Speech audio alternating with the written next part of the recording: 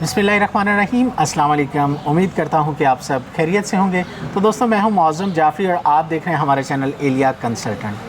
इस वक्त मौजूद हूँ मैं न्यूज़ीलैंड में, जो कि एक बहुत खूबसूरत जो है वो मुल्क है। ये ऑस्ट्रेलिया से बेसिकली बिल्कुल 3 घंटे की मुसाफित पे है, जो कि बाई एयर आप यहाँ पे आ सकते हैं। बेसिकली एक खूबसूरत जज़ीरा नुमा कंट्री है और यहाँ पे टूरिस्ट के हवाले से तो काफ़ी सारे लोग आते हैं। इसके साथ साथ स्टूडेंट्स भी इंटरेस्टेड होते हैं कि हम न्यूज़ीलैंड जो है वो स्टडी के लिए जाएं। जैसा कि आप जानते हैं कि ऑस्ट्रेलिया के हालात इस वक्त इतने अच्छे नहीं थे, तो मेरा यहाँ आने का मकसद ये था कि आप स्टूडेंट्स के लिए कुछ यहाँ पे कुछ ऐसी अपॉर्चुनिटीज़ जो हैं वो तलाश कर सकूँ कि आप अगर जो है न्यूज़ीलैंड आना चाहें तो उसके लिए किस बेस पे आ सकते हैं। स्टूडेंट अगर आना चाहें तो क्राइटेरिया उसका क्या है, एडमिशन्स को लेके, ट्यूशन फीसिस को लेके। तो यहाँ इस वक्त मौजूद हूँ मैं याहिया मकबूल उनके साथ मौजूद हूँ। बेसिकली ये यहाँ से बेसिकली पाकिस्तान से बिलोंग करते हैं और यहाँ पे पिछले 6 से 7 साल से यहाँ पे हैं। और चूँकि इन्होंने यहाँ पे एक एज अ स्टूडेंट आए थे, उसके बाद इन्होंने कई स्टूडेंट्स के यहाँ पे एडमिशन्स करवाए। यूनिवर्सिटीज़ रूल को जानते हैं, एडमिशन क्राइटेरियाज़ को जानते हैं। तो आज इनसे हमने टाइम लिया तो और इनसे बात करते हैं कि यहाँ की स्टूडेंट्स लाइफ कैसी है और यहाँ पे स्टूडेंट्स आने के बाद क्या जॉब्स कर सकते हैं और बहुत सारे सवाल जो आप स्टूडेंट्स स्टडी इन न्यूज़ीलैंड के हवाले से जानना चाहेंगे। जी, तो या first of all thank you so much. और मेरे आज आपसे मिलने का मकसद उन स्टूडेंट्स के लिए वो सवाल जो हैं जो उनके माइंड में होते हैं उनके आंसर्स हैं, ताकि हम स्टूडेंट्स को गाइड कर सकें कि अगर वो न्यूज़ीलैंड जो है वो आना चाहते हैं तो वो क्या किस किस्म से आ सकते हैं। क्योंकि यहाँ पे स्टूडेंट्स को अभी तक ये चीज़ का आइडिया नहीं है कि यहाँ की स्टूडेंट लाइफ कैसी है, किस तरह करके वो एडमिशन जो है वो यहाँ पे ले सकते हैं। तो उसके लिए मैं सवाल जो है वो करने से पहले आपको थैंक यू कहना चाहूँगा कि आपने वक्त दिया। और आप प्लीज़ एक अपना इंट्रोडक्शन जो है, वैसे तो मैंने स्टूडेंट्स को गाइड किया, आप भी थोड़ा सा अपना तारुफ जो है वो करवा दीजिए। जी मौज़म भाई, thank you so much. I think आपने बड़ा जनरस इंट्रोडक्शन दिया।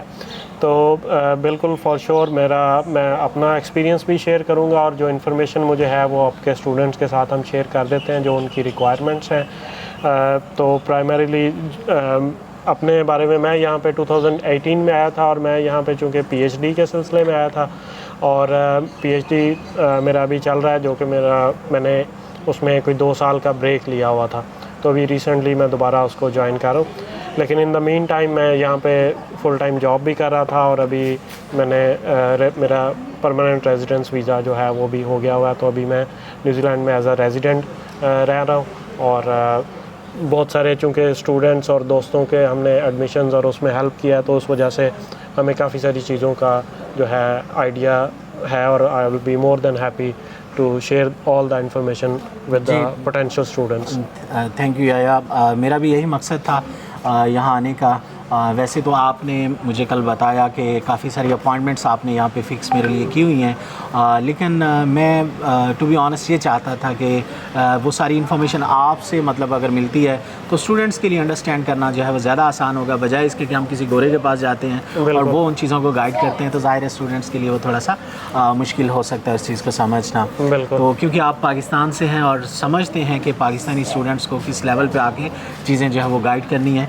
तो जैसा कि यह आपने बताया कि पिछले काफ़ी सालों से आप यहाँ पे हैं और बाकायदा आपको यहाँ के रेजिडेंट हैं और यहाँ के आपको रूल्स एंड रेगुलेशन का काफ़ी अंदाज़ा होगा और बहुत सारी चीज़ें जो है वो आप इसमें आज के सेशन में आप मुझे गाइड कीजिएगा, क्योंकि स्टूडेंट्स ये चीज़ें जानना चाहते हैं कि जैसे कि कल आपने मुझे वो कैंपस विज़िट करवाया यूनिवर्सिटी ऑफ वाइकेटो का, और उसमें जो मैंने स्टूडेंट्स देखे जो वहाँ पे चल फिर रहे थे, ज़्यादातर जो मैंने ऑब्ज़र्व किया वो चाइनीज़ और इसके बाद जो है वो इंडियंस जो है वो काफ़ी सारे, पाकिस्तानी स्टूडेंट्स बहुत कम देखने को मिले।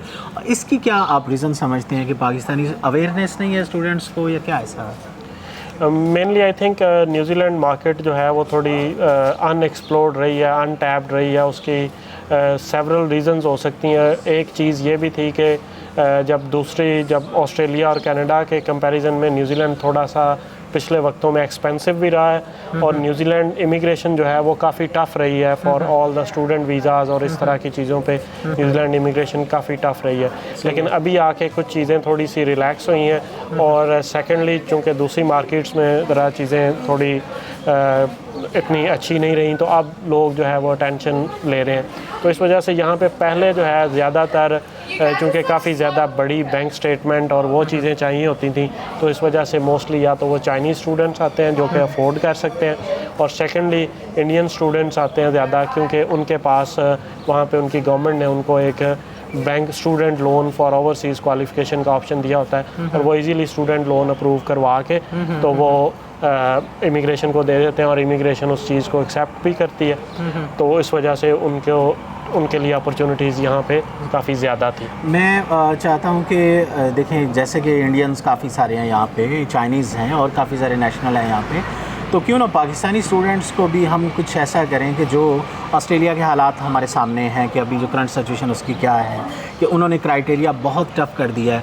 यहाँ पे आके मुझे ये जान के खुशी हुई कि जो जिस तरह करके इन्वायरमेंट यहाँ पे है, यहाँ की लाइफ जो है वो मैंने ये 2 दिन जो मैंने ऑब्ज़र्व किया कि बहुत आसान है, बहुत जो है वो सहूलियात हैं स्टूडेंट्स के लिए और बहुत सारी चीज़ें, तो उनके तरफ बढ़ते हैं। उससे पहले मैं जानना चाहूँगा कि यहाँ पे अगर एक स्टूडेंट आना चाहे, क्योंकि मैंने देखा कि काफ़ी सारे बच्चों के अपने एडमिशन्स जो हैं वो करवाए ऑलरेडी, और आप एडमिशन क्राइटेरिया से बखूबी वाकिफ़ हैं, तो एक अगर स्टूडेंट 12 ईयर एजुकेशन के बाद आता है तो उसके लिए एडमिशन क्राइटेरिया बेसिकली क्या है? जैसा कि आइट्स है और उसका स्टडी गैप है और मार्क्स परसेंटेज है, तो ये सारी चीज़ों को प्लीज़ थोड़ा सा एक्सप्लेन कीजिएगा। जी, कोई भी जो स्टूडेंट यहाँ पे आता है उसके लिए जो क्वालिफ़िकेशन वाइज है वो उसके बी ग्रेड ये उसको कहते हैं, जो कि तकरीबन अबाव 60% मार्क्स जो हैं वो हमारे उसके लिए रिक्वायर्ड होते हैं।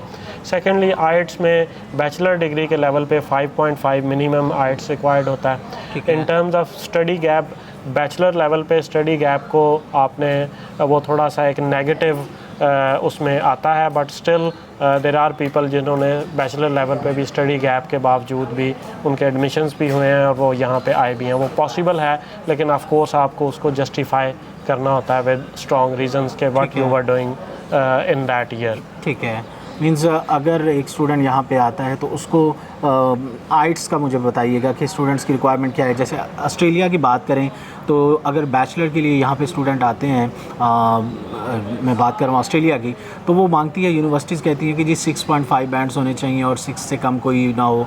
फिर कुछ कॉलेजेस ऐसे हैं जो कहते हैं कि जी आप 6 आपका जो है वो ओवरऑल होना चाहिए और 5.5 से कम ना हो।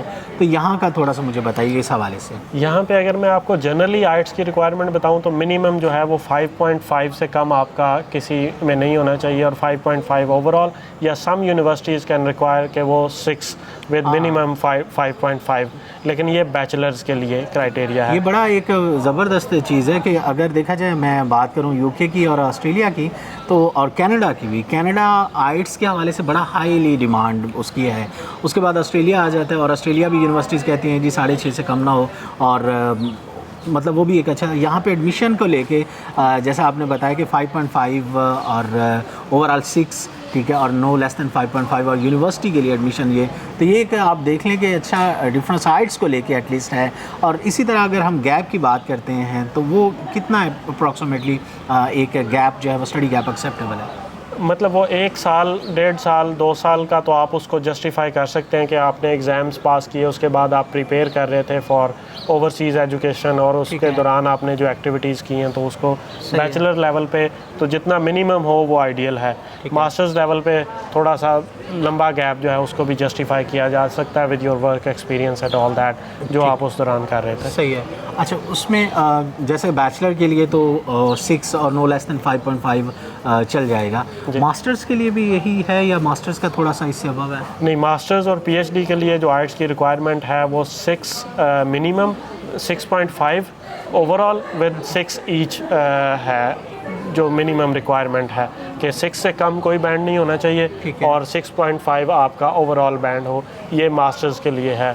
ठीक है। और देयर इज़ एन एक्सेप्शन जो कुछ कोर्सेज़ के लिए, जिस तरह टीचिंग की जो प्रॉपर क्वालिफ़िकेशंस है जिसके बाद आप रजिस्टर्ड टीचर बन सकते हैं, या नर्सेज़ की क्वालिफ़िकेशंस हैं उसके बाद आप रजिस्टर्ड नर्स बन सकते हैं, या डॉक्टर, या इस तरह की जो क्वालिफ़िकेशंस हैं उसमें उन कोर्सेज़ में और आपको यूनिवर्सिटीज़ 7 ईच भी रिक्वायर करती हैं। तो वो सर्टेन कोर्सेज़ हैं, वो जितने आप डिटेल में जाएंगे स्पेसिफिक टू केस, वो फिर स्पेसिफिक टू यूनिवर्सिटी वो वेरी करता है, बिकॉज़ वो उन प्रोफेशंस की रजिस्ट्रेशन के लिए ही वो रिक्वायरमेंट है। जब आप रेलिवेंट काउंसिल में जाकर रजिस्टर करते हैं as a nurse, as a teacher, तो उसकी रिक्वायरमेंट है कि आपका 7 ईच बैंड होना चाहिए। तो इसलिए वो उन कोर्सेज़ की रिक्वायरमेंट के लिए भी 7 ईच ही रखा गया। ठीक है, बेहतर हो गया। मतलब मास्टर्स और बैचलर को दोनों का हमने, इवन दो पीएचडी को भी हमने डिस्कस कर लिया कि आइट्स की रिक्वायरमेंट बेसिकली यहाँ पे क्या है। और इसके बाद बढ़ते हैं दूसरी तरफ कि अगर ट्यूशन फीसिस की बात करें तो एक अगर स्टूडेंट बैचलर के लिए यहाँ पे आ रहे हैं, यहाँ पे बैचलर 4 साल है या 3 साल का है? यहाँ पे बैचलर 3 साल का है मोस्टली। कुछ ऑनर्स डिग्रीज हैं जो 4 साल की भी हैं, लेकिन मोस्टली बैचलर डिग्री जो है वो 3 साल की। मतलब ये एक चीज़ सिमिलर है लाइक ऑस्ट्रेलिया के, ऑस्ट्रेलिया में भी 3 साल का बैचलर और यहाँ पे भी 3 साल का ही बनता है।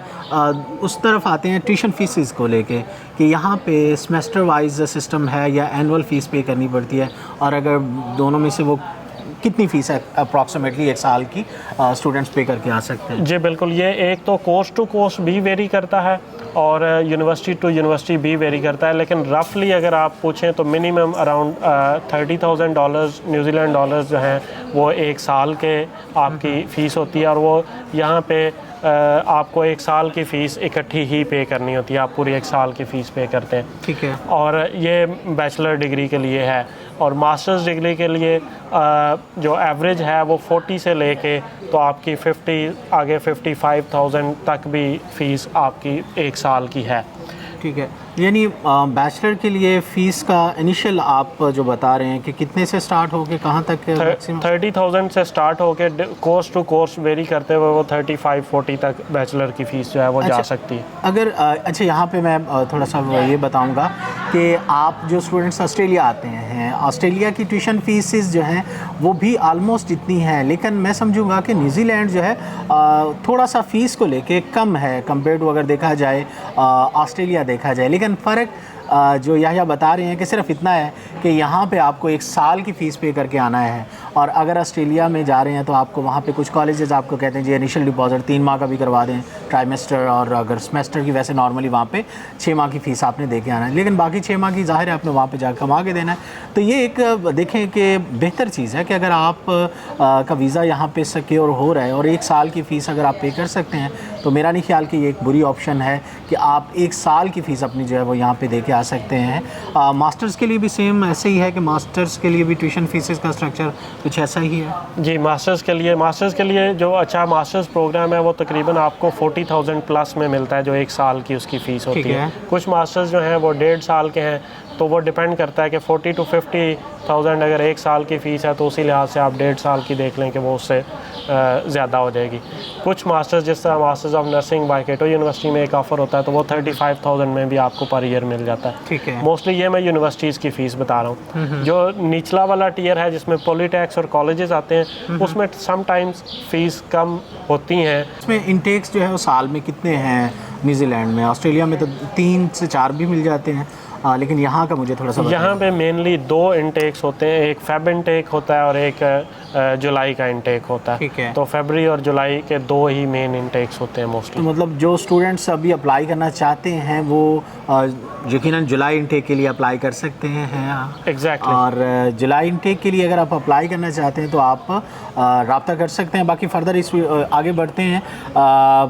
अगला सवाल मेरा कुछ यूँ है कि एडमिशन प्रोसेसिंग टाइम यानी ऑफ़र लेटर और उसका थोड़ा सा स्टेजेस जो है वो मुझे आप बताइएगा कि मैं बारहा ऑस्ट्रेलिया का जिक्र इसलिए भी कर रहा हूँ क्योंकि हम पिछले काफ़ी सालों से, जैसा आप जानते हैं कि हम ऑस्ट्रेलिया को ही मार्केट कर रहे थे, लेकिन उसके हालात थोड़े से डिस्टर्ब होने की वजह से न्यूजीलैंड को ऐड कर रहे हैं साथ में। अभी भी हम ऑस्ट्रेलिया कर रहे हैं, ऐसा नहीं है कि वो बिल्कुल ऐसा नहीं है। तो मुझे ऑस्ट्रेलिया जब हम करते हैं तो उसमें कुछ प्रोसेस यूँ होता है, पहले स्टूडेंट का ऑफ़र लेटर के लिए रिक्वेस्ट किया, फिर उसके ऊपर कुछ कंडीशंस होती हैं, जैसा कि वो कहते हैं जी फाइनेंशियल डॉक्यूमेंट्स हमें प्रोवाइड करें, अपना एक्सपीरियंस प्रोवाइड करें, अपनी फ़लाँ चीज़ दें, और उसके बाद फिर वो उस प्रोसेस को कहते हैं GTE। जब उसको वो अप्रूवल देते हैं तो उसके बाद फिर वो कहते हैं डिपॉजिट अपनी ट्यूशन फ़ीस करवाएं, उसके बाद फिर वो कंफर्मेशन ऑफ इनरोलमेंट देते हैं और देन आप वीज़ा अप्लाई कर सकते हैं। तो क्या न्यूजीलैंड में भी एज़ इट इज़ है या फिर थोड़ा सा कोई फ़र्क है यहाँ पे? न्यूजीलैंड में इससे रिलेटिवली मुझे लग रहा है कि हमारा जो प्रोसेस है यहाँ पे वो ज़्यादा सिंपल है। फॉर एग्ज़ाम्पल यहाँ पे आप एडमिशन अप्लाई करते हैं, अगर आपके सारे डॉक्यूमेंट्स पूरे हैं तो वो आपको अनकंडीशनल ऑफ़र भी दे सकते हैं, एक्सेप्ट फॉर नॉर्मली ये होता है कि पहला कंडीशनल ऑफ़र होता है विद आपने फ़ी सबमिट करनी होती है। सही है। तो आप 1 साल की फ़ी सबमिट करते हैं, उसके बाद वो आपको अनकंडीशनल ऑफ़र दे देते हैं। अनकंडीशनल ऑफ़र ऑफ प्लेस के साथ आप जो है वो स्टूडेंट वीज़ा अप्लाई कर सकते हैं। लाइक वो अच्छा, वो जो कंफर्मेशन ऑफ इनरोलमेंट जो है वो होता है, वो भी ऑस्ट्रेलिया की तरह या यूके की तरह वो गवर्नमेंट डिपार्टमेंट से ही इशू होता है? नहीं, यहाँ पे जो आपका यूनिवर्सिटी सिर्फ आपको ऑफ़र लेटर देती है। कंफर्मेशन ऑफ एनरोलमेंट जो है वो जब आप यहाँ पे आ जाते हैं तो आप आके अपनी एनरोलमेंट कंप्लीट करते हैं, उसको हम कहते हैं कंफर्मेशन ऑफ एनरोलमेंट। तो वो जब आप यहाँ पे पहुँच जाते हैं तब होता है। तो आपको इमिग्रेशन के लिए सिर्फ यूनिवर्सिटी से जो डॉक्यूमेंट चाहिए होता है वो चाहिए होता है आपका अनकंडीशनल ऑफ़र ऑफ लेटर, ठीक है, और offer of place, unconditional offer of place, और सेकेंडली आपके फ़ी की रिसीट के जो आपने फ़ीस जमा करवाई है उसका एविडेंस जो कि यूनिवर्सिटी आपको प्रोवाइड करती है। ठीक है। ये डॉक्यूमेंट्स आप अपने दूसरे डॉक्यूमेंट्स के साथ इमिग्रेशन न्यूजीलैंड को जब आप वीज़ा अप्लाई करते हैं तो वहाँ पे आप ये डॉक्यूमेंट्स साथ सबमिट करते हैं। अच्छा, यहाँ पे एक ना बड़ा इंपॉर्टेंट क्वेश्चन जो स्टूडेंट्स मोस्टली पूछते हैं किसी भी कंट्री को लेके, ट्यूशन फ़ीस तो आपने गाइड कर दिया कि इतनी बनती है, और बैंक स्टेटमेंट का मुझे बताएं कि एक स्टूडेंट अगर वीज़ा अप्लाई कर रहे हैं न्यूजीलैंड का तो उसको फ़ंड्स जो हैं वो कितने शो करवाने हैं, बैचलर और मास्टर्स दोनों का प्लीज़ आप बताइए, और साथ ही साथ कि वो फंड्स जो हैं वो क्या कुछ 3 माह या 6 माह पुराने होने चाहिए, या फिर जो है वो जस्ट देखते हैं कि अकाउंट में डिपॉजिट जो है वो होना वो ज़रूरी है? तो इस पे थोड़ा सा। जी बिल्कुल, जो फ़ंड्स की जहाँ तक बात है तो वो बेसिकली लिविंग कॉस्ट होती है, जो आपने 1 साल की लिविंग कॉस्ट शो करनी होती है, प्लस आउटवर्ड ट्रैवल के आप साल कंप्लीट करने के बाद वापस अपने मुल्क वापस जाने के लिए आपके पास एयर टिकट के एनफ फंड्स हैं। तो ये 2 चीज़ें होती हैं। तो आजकल और इसको इमिग्रेशन न्यूजीलैंड जो है वो तय करती है कि इस साल की लिविंग कॉस्ट क्या होगी। पहले कभी 15,000 न्यूजीलैंड डॉलर होती थी, अभी आजकल के लिए 20,000 न्यूजीलैंड डॉलर है, और ये सेम है अक्रॉस, क्योंकि पर्सन सेम है। तो चाहे वो बैचलर डिग्री के लिए अप्लाई कर रहा है, चाहे वो मास्टर्स के लिए कर रहा है, चाहे वो पीएचडी के लिए। तो हम बात करें चूँकि स्टूडेंट वीज़ा की, तो हाँ, स्टूडेंट वीज़ा के लिए एनुअल लिविंग कॉस्ट जो है वो 20,000 न्यूजीलैंड डॉलर जो है फॉर 1 पर्सन है। For 1 person. ऑस्ट्रेलिया में भी ऑलमोस्ट 21,000 समथिंग है। तो इस हिसाब से देखा जाए तो सेम है, लेकिन जो डिफरेंस आप बता रहे हैं कि यहाँ पे चूँकि ऑस्ट्रेलिया में ये होता है कि 6 माह की फ़ीस पे की होती है, तो बैलेंस रिमेनिंग फ़ीस से आपने को 6 माह की वो देनी है, हाँ, साल की लिविंग कॉस्ट शो करवानी है। तो इस तरह वहाँ की स्टेटमेंट जो अप्लाई करने के टाइम स्टूडेंट्स प्रोवाइड करते हैं वो बैचलर के लिए तो कोई 80 या 90 लाख पाकिस्तानी रुपीज़ की है, और मास्टर्स के लिए अगर करते हैं तो वो 10 मिलियन से भी ऊपर। तो यहाँ पे मुझे थोड़ा सा बताइएगा कि पीकेआर में कितना ही जो है वो स्टूडेंट को चाहिए? इसको कन्वर्ट किया जा सकता है एग्जैक्ट अमाउंट में, लेकिन ओवरऑल अगर आप सिर्फ स्टेटमेंट की बात करें, बिसाइड्स फ़ी चूँकि आपने 1 साल की पहले से पे कर दी होती है, इस वजह से फ़ी इससे रिलेटेड नहीं है। तो ओवरऑल 20,000 लिविंग कॉस्ट है, कुछ आउटवर्ड ट्रैवल और इनिशियल सेटलमेंट डाल के तो आपको रफली 25,000 डॉलर की हम बात कर रहे हैं। तो 25,000 डॉलर जो है वो तकरीबन मेहाल में 40 से 45 लाख के करीब बनता है। तो आपको लेस दैन 50 की basically in terms of Pakistani currency जो आजकल के रेट्स हैं। तो क्या उसमें ये फंड्स को पुराने होने की शर्त तो नहीं है कि ट्रांजैक्शंस इन आउट होती है और फिर वो पैसे ऐसे होने चाहिए? जी एग्जैक्टली, आइडियली तो ये पैसे चूँकि आपने ये शो करना होता है कि ये मेरे पैसे हैं, मेरे लिविंग के लिए अवेलेबल हैं और मैं इनको ओन करता हूं, तो उसके लिए जिसको हम 6 महीने पुरानी स्टेटमेंट कहते हैं या 3 महीने पुरानी स्टेटमेंट कहते हैं, तो वो इसी वजह से होती है टू मेक श्योर कि ये आपके अपने ओरिजिनल पैसे हैं, वो आपने शो करने होते हैं। कि आपने किसी से फौरी उधार पकड़ के सिर्फ शो करने के लिए 1 दिन के लिए या 2 दिन के लिए नहीं रखे। सही है। लेकिन कुछ एक्सेप्शंस मौजूद हैं इसमें। कुछ लोग ऐसे जिनको हम जानते हैं जिन्होंने, अगर फॉर एग्जांपल आपने उन फंड्स का सोर्स बता सकते हैं, कि हमने कोई प्रॉपर्टी सेल की है, प्रॉपर्टी सेल की है, आपने कोई ऐसी चीज़ सेल करके, हाँ, तो उसका आप एविडेंस लगा के, और वो एनफ कन्विंसिंग अगर है इमिग्रेशन ऑफिसर के लिए, तो वो उसको कंसिडर कर सकता है कि वो फंड्स आपके अपने हैं, तो वो फिर सही है। उसके लिए 6 महीने पुराना होना ज़रूरी है। एक बड़ी इम्पॉर्टेंट बात है। एक तो पॉजिटिवली आप ये देखें कि ऑस्ट्रेलिया की निस्बत न्यूजीलैंड स्टेटमेंट के हवाले से, क्योंकि आपने 1 साल की फ़ीस पे कर दी, तो आपको जो बैलेंस है सिर्फ लिविंग कॉस्ट शो करवाना है, और ऊपर जो यह बता रहे हैं कि चंद आपको डॉलर्स एक्स्ट्रा जो है वो दिखाने हैं, चंद हज़ार डॉलर एक्स्ट्रा दिखाने हैं, तो इस तरह आपकी मैक्सिमम 50 लाख या उससे कम की स्टेटमेंट पे भी आपका इजीली जो है वो एडमिशन और वीज़ा प्रोसेसिंग जो है वो हो सकता है। अच्छा, ये तो फाइनेंशियल्स को भी, अच्छा सॉरी, सोर्स ऑफ इनकम की बात करें स्टेटमेंट से हट के भी, क्या वो प्रॉपर्टी डॉक्यूमेंट्स, क्या वो इनवॉइसेस, क्या वो सारे रेंट एग्रीमेंट्स, ये सारी डॉक्यूमेंटेशन जो है वो इमिग्रेशन के लिए यहाँ पे भी ज़रूरी है ऑस्ट्रेलिया की तरह? क्योंकि यूके मुझे पता है कि उन्होंने बड़ा एक आसान रखा हुआ है कि वो कहते हैं कि सिर्फ हमें दिखा दे बैंक स्टेटमेंट पड़ी है तो ये हमारे लिए इनफ है, जबकि ऑस्ट्रेलिया इस तरह नहीं एक्सेप्ट करता। तो न्यूजीलैंड तो मुझे थोड़ा सा बताइएगा इस। जनरली उसकी अगर आपके पास एनफ बैंक स्टेटमेंट है जो उनकी रिक्वायरमेंट है फॉर दैट 1 ईयर, तो फिर आपको उसके अलावा चीज़ें दिखाने की ज़रूरत नहीं होती, अनलेस कि वो आपकी रिक्वायरमेंट है कि आप उसको अगले 3 साल के लिए प्रोजेक्शन शो करना चाह रहे हैं, तो फिर आप उसको अपनी इनकम स्टेटमेंट्स और वो चीज़ें दिखा सकते हैं, या अपने पेरेंट्स की जो आपको सपोर्ट कर रहे हैं। तो और इंटरेस्टिंग चीज़ ये है कि ये बैंक स्टेटमेंट लाजमी नहीं है कि सिर्फ आपके अपने अकाउंट में हो, या आपके फादर या ब्रदर के अकाउंट में भी हो सकती है, और वो आपको एक एफिडेविट होता है, वो आपको स्पॉन्सर कर सकते हैं उसके लिए। ये बड़ी अच्छी ये चीज़ आपने यहाँ पे गाइड की, क्योंकि स्टूडेंट्स ना स्टेटमेंट को लेके काफ़ी डरे होते हैं और सवाल कर रहे होते हैं इस चीज़ को लेके, तो खैर वो इससे काफ़ी सेटिस्फाई तो उनको जो है वो काफ़ी होगा।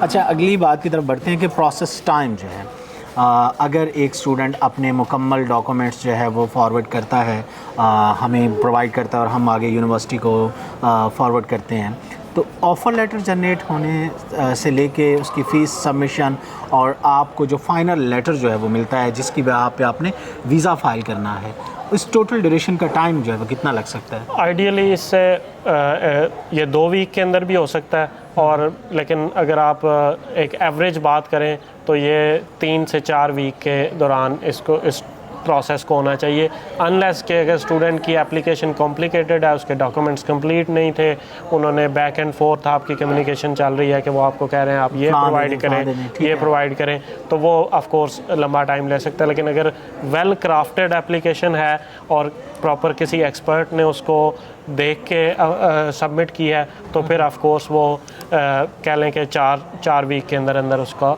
सारा प्रोसेस हो जाना चाहिए। ठीक है, और ये तो बड़ा एक शॉर्ट सा टाइम में हो रहा है एडमिशन्स का प्रोसेस। आगे वीज़ा एप्लीकेशन को लेके आप क्या कहना चाहेंगे कि कितना वो टाइम, इमिग्रेशन कितना टाइम लेगी?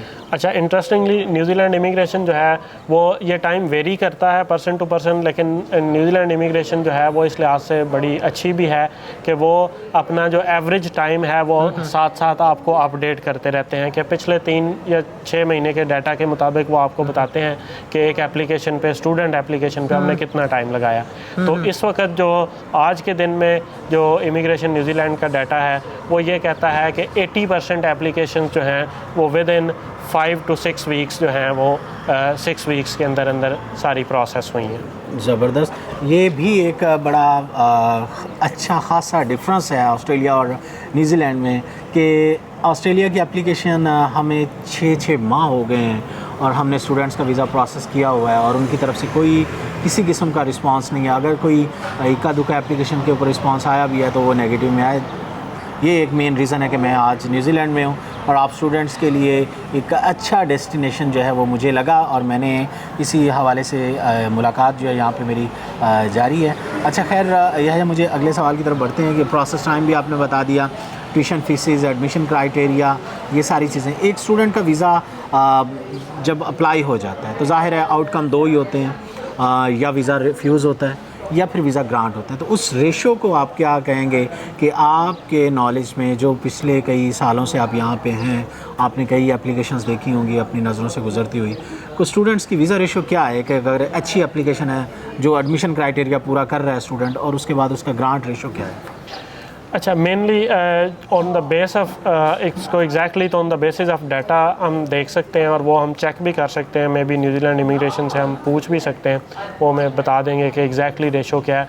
और जिस तरह मैंने प्रोसेसिंग टाइम बताया था, इसी तरह ये रेशो भी कंट्री टू कंट्री भी वेरी करती है। ठीक है। तो लेकिन just on the base of my experience जो लोग यहाँ पे ऑलरेडी आए हैं और उनमें मैंने बहुत कम रिफ्यूज़ल देखे हैं। सही है। मोस्टली लोग जो अच्छी एप्लीकेशन के साथ आते हैं, और चूंकि ज़्यादातर लोग यहाँ पे मास्टर्स के लिए आते हैं या पीएचडी के लिए आते हैं, तो उसमें तो बहुत ही कम है वीज़ा रिफ्यूज़ल रेशो। तो बैचलर डिग्री का या ख़ास तौर पे अब ये भी डिपेंड करता है कि वो यूनिवर्सिटी लेवल पे है या आप कॉलेज में अप्लाई कर रहे हैं या आप उस पे कर रहे हैं, तो वो उस इन सारे फैक्टर्स के ऊपर वो डिपेंड करेगा कि ठीक है, बेहतर हो गया। अच्छा, अगर एक बच्चे का वीज़ा हो गया दैन वो यहाँ पे आ जाएगा और उस पर भी हम बात करते हैं।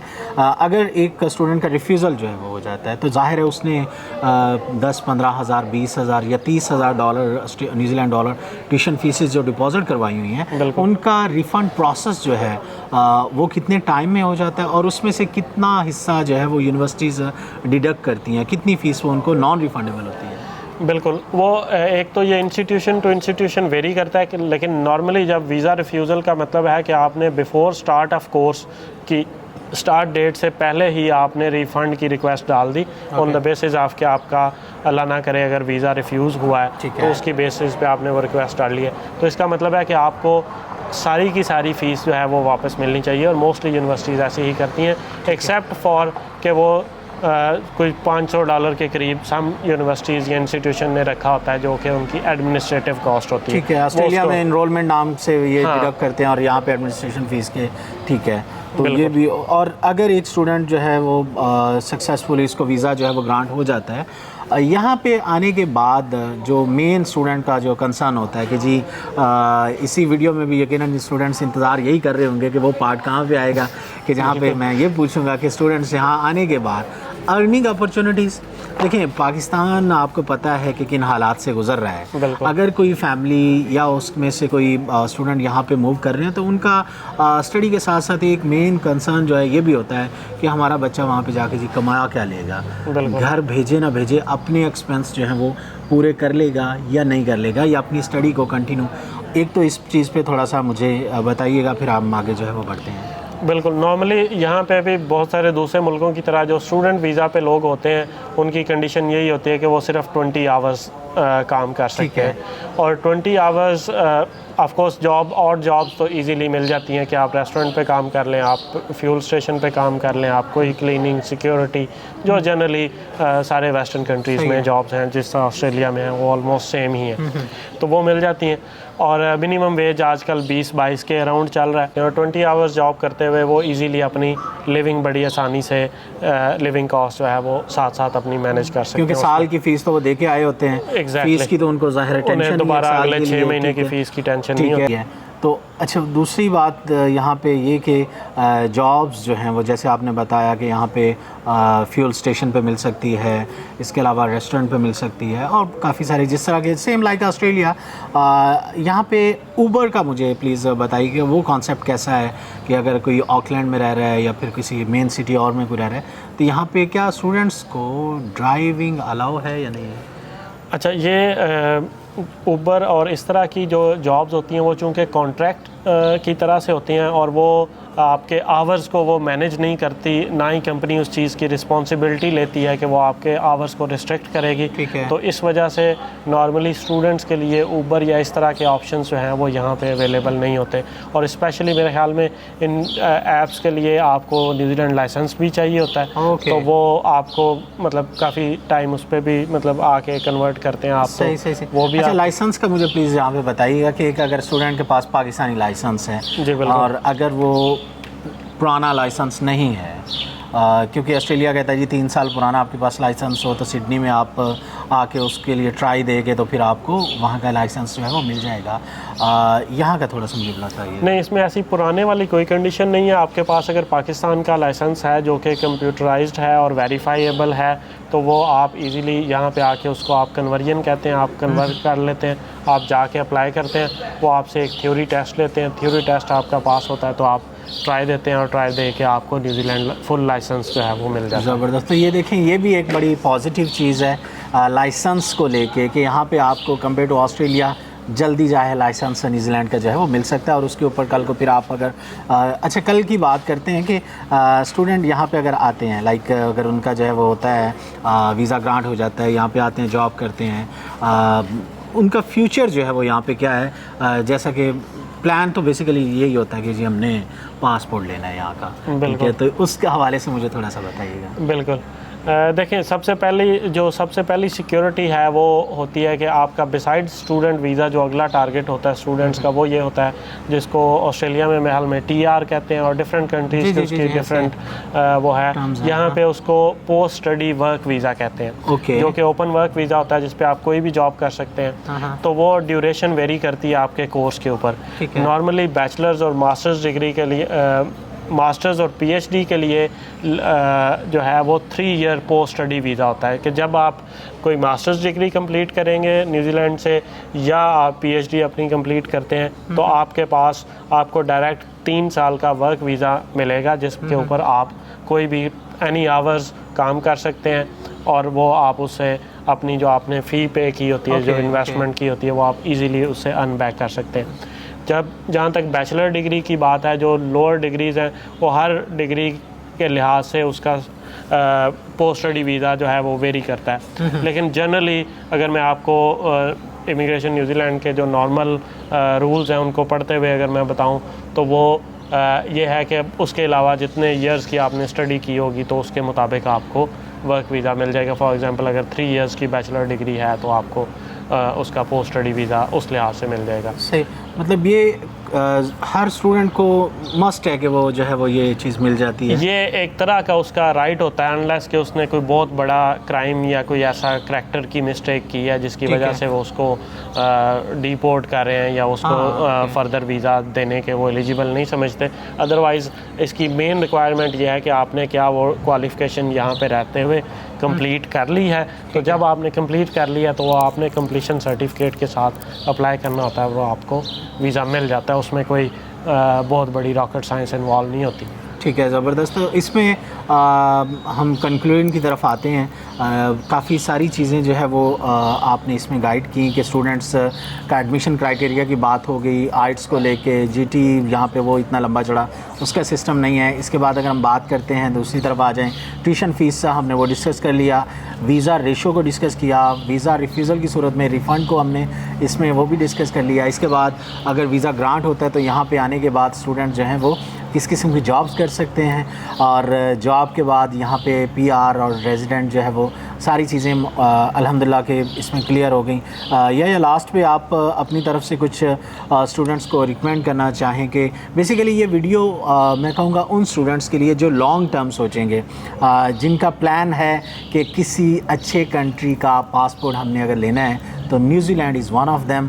यहाँ पे जो मैंने कल से कुछ लोगों को मिला हूँ, आपने मिलवाया है, हर दूसरा बंदा जो है उसके पास न्यूजीलैंड का पासपोर्ट है। कोई ऐसा नहीं मैंने कोई देखा कि जो कहता हो कि जी नहीं जी अभी मेरा प्रोसेसिंग में है या कुछ ऐसा है। रेजिडेंट यहाँ पे होना इंतहाई आसान है अनटिल कि आप यहाँ पे किसी जिस तरह बताया कि कोई क्राइम, कोई बड़ी एक्टिविटी में आप इन्वॉल्व नहीं होते। आप अपना जो है वो करैक्टर जो है यहाँ पे अगर अच्छा रखेंगे तो आपको ये बहुत जल्द जो है वो मिल जाएगा। बाकी स्टूडेंट्स के लिए, विजिटर्स के लिए बहुत अच्छा डेस्टिनेशन है। या आप प्लीज़ इसमें लास्ट में कुछ कहना चाहेंगे? जी बिल्कुल, मैं तो in love with this country, और क्योंकि यहाँ पे जितना सीनिक और सुकून वाला जो माहौल है वही हमें पसंद है। कोई रश नहीं है, कोई आपने देखा है कोई बहुत ज़्यादा ट्रैफिक बिज़ी नहीं है, तो ये चीज़ें हमें अट्रैक्ट करती हैं। अदरवाइज़ ऑफ कोर्स न्यूजीलैंड अगर आप जनरली बात करें तो वन ऑफ द मतलब जो टॉप रैंकिंग्स हैं उनमें आता है हमेशा, जहाँ पे लिविंग के लिहाज से, जहाँ पे आप अपने बच्चों को रेज़ करना चाहते हैं तो उसमें भी टॉप 2-3 कंट्रीज़ में आता है। और पासपोर्ट भी इसका टॉप 10 में आता है कि आप पूरी दुनिया ऑलमोस्ट ट्रैवल कर सकते हैं। तो जब आप नेशनल हो जाते हैं और आपको पासपोर्ट मिल जाता है तो इंटरेस्टिंगली वैसे तो आप ऑस्ट्रेलिया में एज आ न्यूजीलैंड पासपोर्ट पे जाके पहले भी जॉब कर सकते हैं, बिज़नेस कर सकते हैं, कोई भी आप जितनी देर वहाँ पे रहना चाहें आप रह सकते हैं, कोई उसमें इशू नहीं है। लेकिन रिसेंटली मैंने न्यूज़ में सुना है कि ऑस्ट्रेलिया ने ये रूल भी नया इंट्रोड्यूस करवा दिया है कि अगर आप न्यूजीलैंड के पासपोर्ट पे ऑस्ट्रेलिया में 4 साल रहते हैं तो आप ऑस्ट्रेलियन पासपोर्ट डायरेक्ट जो है वो ले सकते हैं। तो इस तरह की बहुत सारी अपॉर्चुनिटीज़ हैं और बहुत सारे लोग इसको अवेल भी करते हैं, क्योंकि बहुत सारे लोग जो हैं वो यहाँ पे आते हैं, रहते हैं और पासपोर्ट लेने के बाद वो इजीली ऑस्ट्रेलिया मूव कर जाते हैं। बिकॉज़ आई थिंक कि ऑस्ट्रेलिया में थोड़ा सिस्टम जो है वो रेजिडेंस और पासपोर्ट के हवाले से वो काफ़ी कॉम्प्लेक्स है। यहाँ पे कॉम्प्लेक्स नहीं है, बड़ा स्ट्रेट फॉरवर्ड है, और जो यहाँ पे इमिग्रेशन है वो भी बड़ी स्ट्रेट फॉरवर्ड और बड़ी फ्रेंडली इमिग्रेशन डिपार्टमेंट जो है वो है। तो इनकी मेन इंडस्ट्री यह क्या है? ये न्यूजीलैंड की अर्निंग जो है कहाँ से चलती है? टूरिज़्म और स्टूडेंट्स तो दूसरे कंट्री से तो खैर आते ही हैं, इसके अलावा इनका मेन जो है वो सोर्स न्यूजीलैंड की जो मेन इकोनॉमी की जो बैकबोन है वो एग्रीकल्चर है यहाँ पे, और विद इन एग्रीकल्चर जो है वो मेनली डेयरी और फिर उसके साथ शीप्स, ये मेन है। सेकेंडली उसका जो अदर पार्ट है वो टिम्बर है, फॉरेस्ट्री जिसको हम कहते हैं, और ये इनकी मेन एक्सपोर्ट्स हैं। डेयरी का तो आपने हमें एक फार्म भी विज़िट करवाया और हमने वो बड़ा एंजॉय किया, वो जो फार्म का किस तरह वो गाय से वो दूध जो है वो सारा वो प्रोसेसिंग जो है वो हमने देखी। आप भी मतलब कि जो है वो मैं इसमें आपको भी दिखाता हूँ, तो बहुत इंजॉय किया इसको हमने। और यहाँ पे यकीन जाने के ऐसा नहीं है कि कोई बाकी देखें मेरी वीडियो जो लोग देख रहे हैं, एट द एंड डिसीजन उनका है, उनकी लाइफ है, वो बेहतर समझते हैं कि उनको क्या करना है। लेकिन मैंने हमेशा से कोशिश की कि आप लोगों के लिए एक मुखलिस जो है वो मशवरा आपको ज़रूर दूँ। न्यूजीलैंड बहुत अच्छा कंट्री है रहने के हवाले से। लिविंग कॉस्ट यहाँ पे कंपेयर टू ऑस्ट्रेलिया बहुत कम है। इसके अलावा आपको यहाँ पे घर खुले खुले और प्यारे प्यारे जो है वो मिलेंगे आपको, ना कि आपको कंजस्टेड अपार्टमेंट और इस तरह के वो सीन यहाँ पे नहीं है। ओवरऑल बहुत अच्छा है, पुरअमन है। आप यहाँ पे आ सकते हैं, चाहे आप विज़िट वीज़ा अप्लाई करें उस पर आप आके और यहाँ का देख सकते हैं, और उसके बाद आपका प्लान हो तो आप उसको इन फ्यूचर जो है वो किसी और वीज़ा पे जो है वो ट्रांसफ़र जो है वो कर सकते हैं। बहरहाल स्टूडेंट्स के लिए एक ये अच्छा डेस्टिनेशन है, आप ज़रूर अप्लाई करें। अप्लाई करने के लिए आप हमारी सर्विसेज जो है वो ले सकते हैं, एलिया कंसल्टेंट हाफिज़ाबाद। और इंशाल्लाह आप देखेंगे कि जिस तरह ऑस्ट्रेलिया की मार्केट को हमने काफ़ी जो है वो किया, इसी तरह न्यूजीलैंड को लेके भी या हमारे साथ यहाँ पे इस हवाले से हेल्प आउट जो है वो ज़रूर करेंगे कि जिन बच्चों के एडमिशन्स हम यहाँ पे फॉरवर्ड करेंगे, अगर कहीं पे भी प्रॉब्लम आएगी तो उसको यहाँ पे देखेंगे, क्योंकि इनका 6 साल का इसमें एक्सपीरियंस है और हम इनकी सर्विसेज जो है वो ज़रूर जो है वो इंशाल्लाह हासिल करेंगे। तो आप अपना ख्याल रखिएगा। या बहुत शुक्रिया, आपने काफ़ी वक्त दिया और वो तमाम इन्फॉर्मेशन जो मुझे और स्टूडेंट्स को चाहिए थी आपने बड़ा डिटेल से उसको जो है वो गाइड किया। तो उम्मीद करता हूँ कि स्टूडेंट्स इस चीज़ को देख के और काफ़ी सारी चीज़ें उनके कॉन्सेप्ट जो है वो क्लियर हो जाएंगे। यहाँ पे एक यह मैं और एक स्टूडेंट्स के बिहाफ पे एक वेरी इंपॉर्टेंट क्वेश्चन आपसे करने लगा हूँ कि एक स्टूडेंट अगर यहाँ पे आता है बैचलर के बाद, बैचलर के लिए, मास्टर्स के लिए या पीएचडी के लिए, उनका जो प्रोसेस है, जैसे ऑस्ट्रेलिया में पीआर कहते हैं, तो यहाँ पे डेफिनेटली शायद उसके लिए और कोई टर्म यूज़ होती हो, उसका क्या सीन है, कितना उसका प्रोसेसिंग टाइम है और उसके लिए एलिजिबल होने के लिए क्या मेन आपको रिक्वायर्ड है? एग्जैक्टली यहाँ पे जब आप एज अ स्टूडेंट आते हैं और आप अपनी डिग्रीज़ कंप्लीट कर लेते हैं, जिस तरह मैंने बताया आप वर्क वीज़ा पे मूव कर जाते हैं और उस पर आपके पास फुल टाइम वर्क के राइट्स होते हैं, तो आप अपनी रेलिवेंट जॉब जो है वो ढूंढना शुरू करते हैं। तो on the base of that relevant job अभी न्यूजीलैंड इमिग्रेशन ने अपना सिस्टम चेंज किया और उसको और ज़्यादा सिंप्लीफाई कर दिया। पहले भी कोई बहुत कॉम्प्लेक्स नहीं था, लेकिन अभी बहुत सिंप्लीफाई कर दिया। फॉर एग्जांपल अगर एक पीएचडी का स्टूडेंट है, पीएचडी करने के फ़ौरन बाद एट फर्स्ट डे उसके पास जॉब ऑफ़र हो तो वो अपनी पीआर के लिए अप्लाई कर सकता है। सेम मास्टर स्टूडेंट है, उसके लिए वो तकरीबन 1 साल का उसको एक्सपीरियंस चाहिए होगा। वो रेलिवेंट जॉब में अगर जॉब करता है तो फिर वो अपने पीआर वगैरह के लिए एलिजिबल हो जाता है। उसके अपने जो डिटेल क्राइटेरिया हैं वो उसके सेम वो स्किल्ड जॉब्स के हैं। ठीक है। इसी तरह जो बैचलर स्टूडेंट है उसके लिए कह लें कि उसको 2-1 साल का प्रोसेस है, तो वो 2 साल अगर स्किल्ड जॉब कर लेता है अपनी डिग्री के बाद तो वो उसके लिए पीआर अप्लाई कर सकता है। तो देखिए ये एक बड़ी आसानी से आपको न्यूजीलैंड की पीआर यहाँ पे मिल सकती है, जबकि मैंने पिछले काफ़ी सालों से ऑस्ट्रेलिया को डील करता आ रहा हूँ। काफ़ी सारी आपने देखा होगा, मैंने प्रॉपर से उसको वर्क किया उसके ऊपर, और बहुत मुश्किल है वो प्रोसेस उसका जो पीआर का होता है ऑस्ट्रेलिया का, जबकि न्यूजीलैंड का काफ़ी आसान है। और आपको जब एक दफ़ा, जैसे पहले हमने जिक्र किया कि आपको न्यूजीलैंड का पासपोर्ट अगर मिल जाता है तो उसकी वर्थ इतनी है कि आप दुनिया के किसी कोने में भी जाना चाहें, आपके लिए कोई मुश्किल नहीं है। जी बिल्कुल, थैंक यू सो मच। और हम भी चाहते हैं कि जो ज़्यादा से ज़्यादा हमारे पाकिस्तानी भाई हैं वो यहाँ पे ऑफ कोर्स आएँ, और जितनी अच्छी यहाँ पे पाकिस्तानी कम्युनिटी होगी, जितनी ज़्यादा होगी, उसकी ऑफ कोर्स हमें भी उतनी खुशी होगी। और स्पेशली ये उनके फ्यूचर के लिए एक अच्छी डेस्टिनेशन है, तो उनकी लाइफ बेहतर होगी और वो बेहतर तरीके से अपने मुल्क को भी सर्व कर सकते हैं और बेहतर तरीके से अपने मुल्क को रिप्रेजेंट भी कर सकते हैं यहाँ पे। Thank you so much ji.